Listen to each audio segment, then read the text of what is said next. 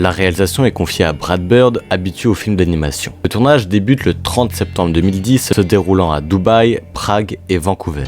Le tournage prend fin en mars 2011. Alors, de quoi ça cause Mission Impossible Protocole Fantôme? Après avoir été impliqué dans un complot terroriste mondial, l'agence Mission Impossible est contrainte de cesser ses activités. Le protocole Fantôme est mis en place. Ethan Hunt et sa nouvelle équipe doivent opérer dans le secret pour blanchir le nom de leur organisation. 5 ans après le troisième opus qui avait réussi à réhabiliter le public, celui-ci est aussi bon, voire mieux sur certains points. Le changement par rapport aux autres épisodes est l'humour. Certes, dans les précédents épisodes, il y a toujours eu de l'humour, mais là, il est beaucoup plus présent. Et le fait d'ajouter de l'humour est logique. Comme dit plus tôt, le réalisateur Brad Bird avait seulement réalisé des films d'animation comme Les Indestructibles ou Ratatouille. On pourrait dire que mélanger action et humour pourrait être casse-gueule, mais finalement, ça se tient. Évidemment, la scène à retenir du film est celle du Burj Khalifa.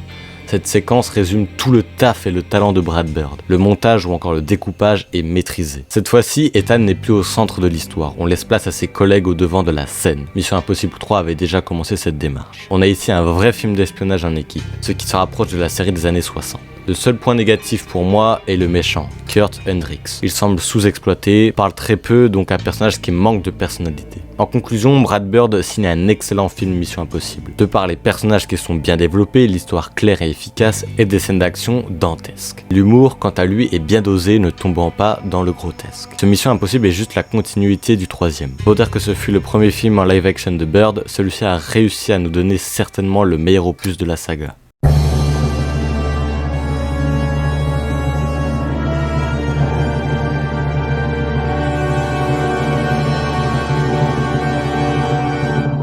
En mai 2013, le scénario d'un Mission Impossible 5 commence par être écrit par Drew Pearce et Christopher McQuarrie. Alors que le nouveau studio souhaitait le retour de Brad Bird, ce fut finalement Christopher McQuarrie qui obtint le rôle de réalisateur. Un an plus tard, en mai 2014, il est annoncé que Will Staples va réécrire le script de Drew Pearce. Le tournage débute en août 2014 à Vienne en Autriche, puis par la suite dans d'autres villes comme Londres ou Casablanca. Le tournage prend fin le 12 mars 2015 suite à des reshoots dus à la fin du scénario qui ne semblait pas plaire. Alors, de quoi ça cause Mission Impossible Rogue Nation? L'équipe Mission Impossible est dissoute et Ethan Hunt se retrouve désormais isolé. Le groupe doit affronter un réseau d'agents spéciaux particulièrement entraînés, le syndicat. Cette organisation sans scrupule est déterminée à mettre en place un nouvel ordre mondial à travers des attaques terroristes de plus en plus violentes. Ethan regroupe alors son équipe et fait alliance avec Ilsa Faust, agent britannique révoqué dont les liens avec le syndicat restent mystérieux. Bon c'est toujours aussi bon. On peut relever que c'est le premier film à constituer une véritable suite, ici à Protocole Fantôme. On prend toujours autant de plaisir à suivre notre équipe. Ici, les scènes d'action sont plus classiques dans la mise en scène, se rapprochant de celles des James Bond ou encore Jason Bourne. Dans cet opus, ce ne sera plus le personnage principal de la saga qui sera mis en avant, mais bel et bien l'équipe que l'on connaît déjà bien depuis le quatrième opus. Le seul défaut selon moi, c'est le manque, parfois, d'originalité des scènes d'action. Là où Brad Bird proposait un véritable spectacle, notamment avec la scène du Burj Khalifa. Et hormis ce petit défaut, le film reste très bon dans son ensemble, dans la continuité du précédent épisode.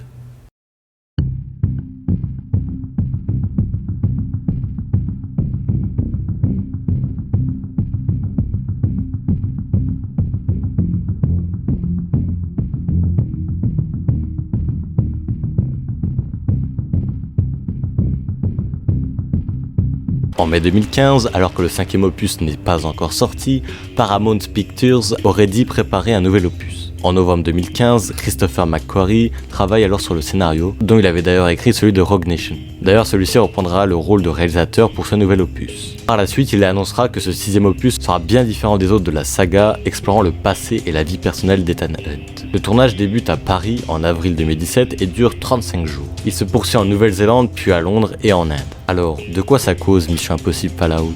Au cours d'une mission, l'agent Hunt et ses hommes perdent une valise de plutonium, passée aux mains d'une organisation terroriste nommée les Apôtres. Dès lors, le monde court un terrible danger. Surveillé par la CIA qui remet en cause ses méthodes et pourchassé par des tueurs, Hunt se lance dans une course contre la montre pour sauver le monde.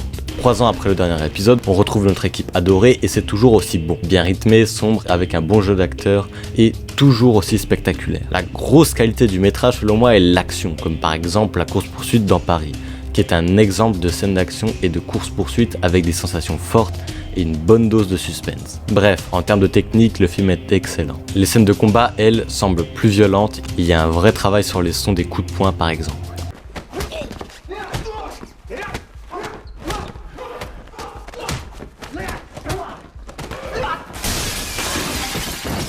L'autre grosse qualité selon moi est le personnage de l'agent Walker, interprété par Henry Cavill, connu notamment pour avoir incarné l'homme d'acier. À la fois froid et badass, l'acteur l'incarne à merveille en faisant de ce personnage une personne guidée uniquement par la réussite d'une mission, peu importe si d'autres doivent mourir. Le film est un très bon divertissement, pas le meilleur film d'action de la décennie, mais honnêtement c'est un bon film d'action qui fait honneur à la saga.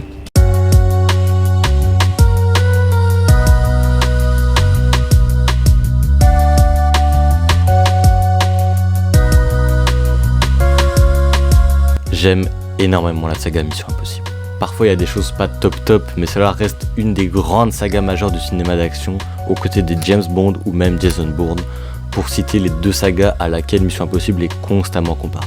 Même si au final on perd parfois l'essence de la série des années 60, à savoir l'espionnage, les 6 films sont, croyez-moi, de très bons divertissements, parfois pas top, parfois à la limite de l'excellence. La saga Mission Impossible mérite donc votre visionnage juste par simple curiosité.